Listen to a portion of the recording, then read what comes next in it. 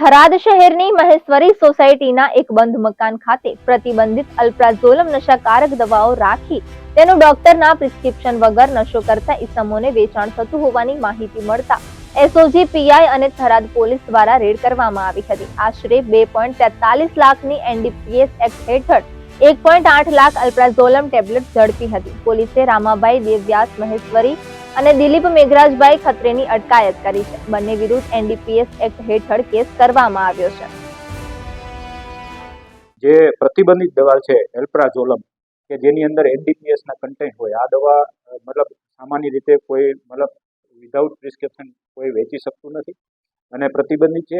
NDPS ના schedule H1 ની દવા છે.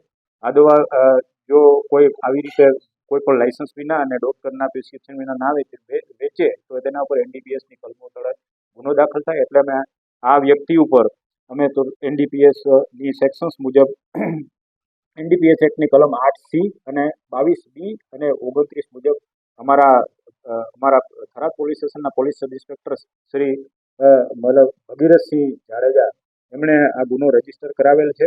અને એસઓજી છે જે આપણે પાલનપુર એસઓજી એમના જે પોલીસ ઇન્સ્પેક્ટર હતા રબારી આ રેડિંગ પાર્ટીમાં એમના મતલબ રાહબરી હેઠળ અને અમારા જે ઉપરા અધિકારીઓ છે એમની બધી સૂચનાથી આ રેડ કરવામાં આવેલી.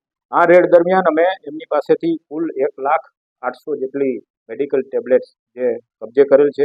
અને આમ જોઈએ તો કુલ મુદ્દામાલ મેડિકલ ટેબ્લેટ સાથેનો જે કુલ મુદ્દામાલ મોબાઈલ અને બધું મળીને લગભગ 2,54,538.80 પૈસાનો મુદ્દામાલ અમે કબજે કરેલ છે અને એનડીપીએસ હેઠળ અમે એની ધરપકડ પણ કરેલ છે. અને હવે સૌથી અગત્યની વસ્તુ એ છે કે આમનો પુત્ર પણ અત્યારે જેલમાં છે. એટલે આ વ્યક્તિ છે એ હેબિચ્યુઅલ છે, આવી પ્રતિબંધિત એનડીપીએસ લગત દવાઓ વેચવાનો પ્રતિબંધિત છે, મતલબ એનો પોતે વેચાણ કરે છે. એટલે કડકમાં કડક કાર્યવાહી કરવામાં આવશે.